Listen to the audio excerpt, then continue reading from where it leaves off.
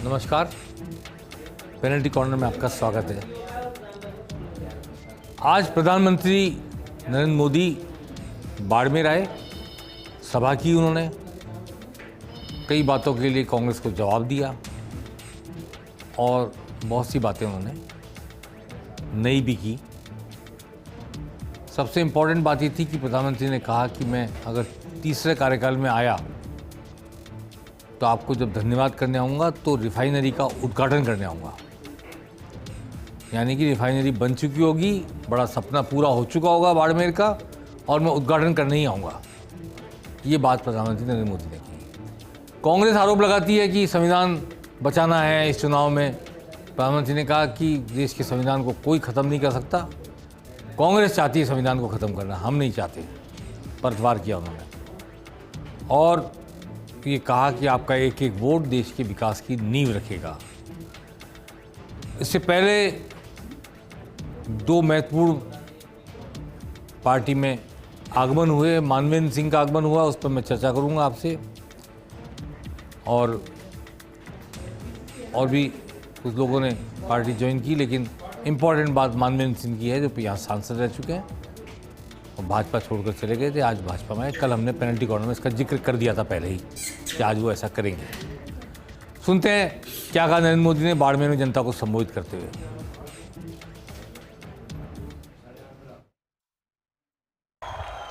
ये जन सैलाब, ये जन समर्थन बताता है बाड़मेर की जनता बीजेपी को भरपूर आशीर्वाद देने का संकल्प ले चुकी है।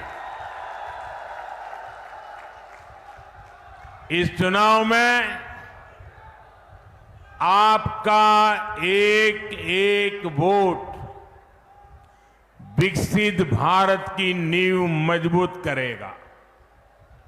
ये चुनाव दल का नहीं, देश का चुनाव है। इसलिए आज पूरा देश कह रहा है 4 जून 400 पार, 4 जून। आज सीमावर्ती बाड़मेर में 72,000 करोड़ रुपए लागत की रिफाइनरी शुरू होने जा रही है। और मेरे बाड़मेर के भाई बहन सुनिए, अगर यहां कांग्रेस की सरकार न होती तो मेरे दूसरे टर्म में ही मैं आकर उद्घाटन कर जाता। लेकिन कांग्रेस ने ऐसे ऐसे रुकावटें डाली, लेकिन मैं आपको गारंटी देता हूं मेरे तीसरे टर्म में मैं रिफाइनरी का उद्घाटन करने जरूर आऊंगा। किसानों की आय बढ़े, इसके लिए हम मोटे अनाजों को, श्री अन्न को पूरी दुनिया में प्रमोट कर रहे हैं। ये हमारा बाजरा कोई पूछता नहीं था, सिर्फ हम गांव के लोग खाते थे।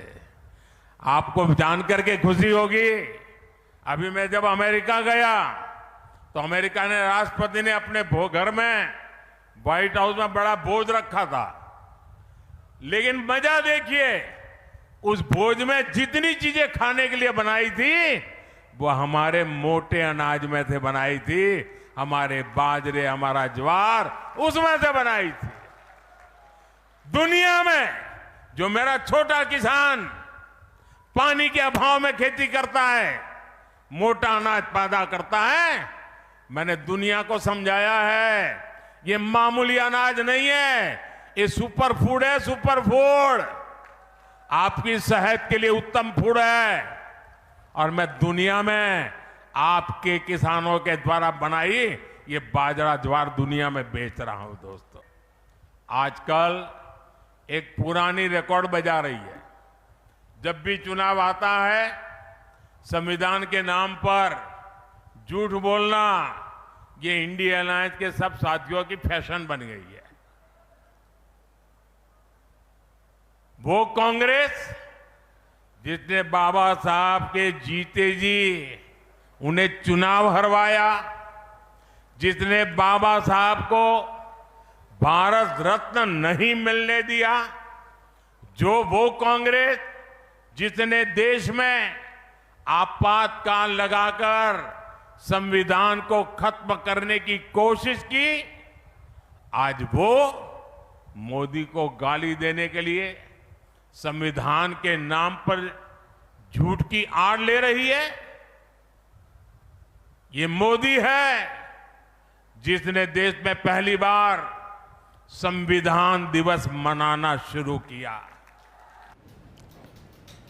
भजनलाल शर्मा मुख्यमंत्री राजस्थान, उन्होंने स्वागत किया प्रधानमंत्री का, और मानवेंद्र सिंह ने पार्टी ज्वाइन की, बीजेपी में वापस आए, सांसद रह चुके हैं पहले, उसके बाद बगावत कर गए थे, कांग्रेस में चले गए थे, कांग्रेस ने उनको वसुंधरा राजे के खिलाफ भी चुनाव लड़ाया।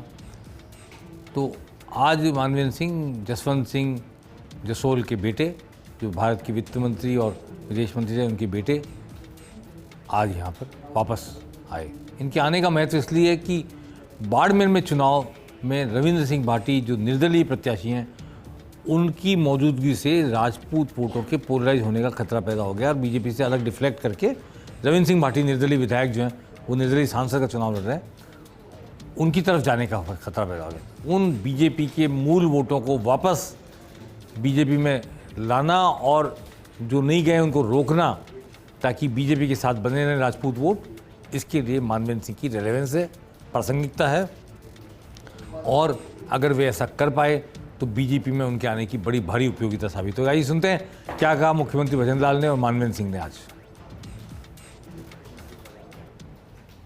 आपसे कहना चाहता हूं, हमारे देश के यशस्वी प्रधानमंत्री नरेंद्र मोदी जी ने के नेतृत्व में देश के बोयामी विकास हो रहा है। विज्ञान हो या स्वास्थ्य हो या फिर आधारभूत ढांचा हो, विकास हर क्षेत्र में भारत ने अतुलनीय विकास इन 10 सालों में किया है। स्वास्थ्य के क्षेत्र में अगर हम बात करें, हमारे देश के यशस्वी प्रधानमंत्री जी ने देश में अस्पताल सेवाओं, स्वास्थ्य सेवाओं को विकास का ऐतिहासिक कार्य किया है। पिछले 10 सालों में 15 नए एम्स खोले गए, जबकि 2014 से पहले सिर्फ 7 एम्स देश के अंदर थे। पिछले 10 सालों में देश में 319 नए सरकारी मेडिकल खोले गए। ये पूरे देश के अंदर रिकॉर्ड है कि 10 साल के अंदर 319 मेडिकल कॉलेज खोले गए। मैं तो हमेशा जब पूछता कि घर वापसी, तो मैं क्यों घर में ही, हाँ आपको अगर सड़क तो यूं दूर तो हाँ नहीं। बात है परिवार रही, और जो बार शंकर जी बात करी, परिवार सदस्य, हाँ, और परिवार सदस्य जिम्मेवारी जन्म हुआ करे, वो जिम्मेवारी कभी जा नहीं सके। सदस्य परिवार जन्म हुई और जन्म तक और आजीवन रहेला। ए परिवार संख्या बढ़ावनी ही, और परिवार की संख्या आज पुनः बढ़ी है। इन वास्ते मैं आपने बीच हूँ। परिवार जो रहन सहन है, परिवार जो मिलाप है, परिवार जो प्रेम है, कोड है, एडो तो आप दूसरी जगह मिल नहीं सके। कोई खास बात नहीं कही उन्होंने, तो परिवार है और परिवार में आ गए वापस। आज प्रधानमंत्री ने शाम को दौसा में रोड शो किया। लगभग 1.25 किलोमीटर के बीच उनका रोड शो हुआ।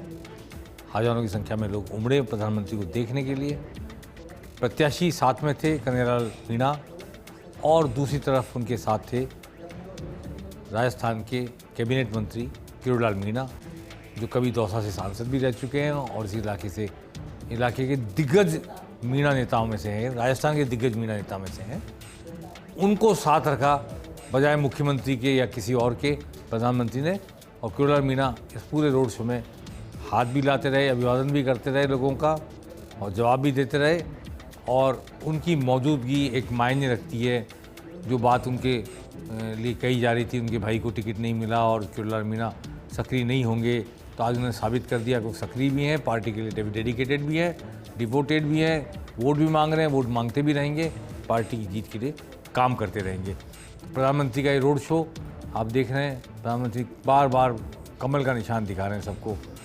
प्रधानमंत्री खुद कमल का निशान दिखा रहे हैं, ये एक बड़ी बात है। उनका हाथ जोड़ना, उनका नमस्कार स्वीकार करना, अभिवादन स्वीकार करना अलग बात है, लेकिन कमल का निशान हाथ में लेकर ऑडियंस को, जनता को, जो सामने हैं दर्शक हैं, उनको दिखाना, जो रोड शो देखने आए, ये इम्पोर्टेंट बात है। हालांकि कमल का निशान प्रत्याशी भी दिखा रहे हैं, कन्हैयालाल मीणा, खुद किरोड़ीलाल मीणा भी दिखा रहे हैं, लेकिन प्रधानमंत्री का कमल दिखाना मायने रखता है, संदेश देता है। और पूरे रोड शो में वो कमल दिखाते रहे, दाएं भी बाएं भी। आप देख रहे हैं किस तरह अभिवादन का जवाब कमल का निशान दिखाकर देते रहे। अब बताना चाहते हैं कि भाजपा के कई दिग्गज नेता अगले 4-5 दिनों में डेरा डाल के रहेंगे, लेकिन इसमें अमित शाह का आना सबसे इम्पॉर्टेंट है। 14 तारीख को वो बीकानेर में सभा करें, 14 को अलवर में, कल तो अलवर में, 13 को क्षमा करें, 13 को अलवर में सभा करेंगे जहाँ भूपेंद्र यादव चुनाव लड़ रहे हैं। 14 को बीकानेर में सभा करेंगे जहाँ केंद्रीय कानून मंत्री अर्जुन मेघवाल चुनाव लड़ रहे हैं। और उसके बाद 16 और 17 को फिर राजस्थान दौरे पर रहेंगे। शायद 16 को जयपुर में रोड शो कर सकते हैं और 17 को नागौर जा सकते हैं। ऐसी संभावनाएं भी कार्यक्रम फाइनलाइज हो रहा है। लेकिन अमित शाह 4 दिन राजस्थान में डेरा डाल के रहेंगे, जयपुर में रहेंगे, तो पूरे राजस्थान की रिपोर्टिंग लेंगे, पूरे राजस्थान की जो भी फीडबैक आ रहा है उसको लेंगे, उसके अकॉर्डिंगली रणनीति बनाएंगे, उसको संचालित करेंगे। लोगों को जो एक्टिवेट करने का काम है या मोटिवेट करने का काम है वो भी अमित शाह करेंगे। ये देखने में मिलेगा आने वाले 4 दिनों में। और अब बात करना चाहता हूँ मैं कांग्रेस की। प्रियंका गांधी भी राजस्थान आने वाली हैं। वो 14 अप्रैल को जालौर और सिरोही से चुनाव सभा को संबोधित करेंगी, जहाँ पर वैभव गहलोत, अशोक गहलोत के बेटे चुनाव लड़ रहे हैं। 15 को अलवर और दौसा में प्रचार करेंगी। उसके बाद वो राजस्थान से बाहर असम में चली जाएंगी। तो 14 और 15 2 दिन प्रियंका गांधी भी राजस्थान रहेंगी। वो जाएंगी जालौर, सिरोही, अलवर और दौसा, इन 3 लोकसभा क्षेत्रों में चुनाव प्रचार करेंगी।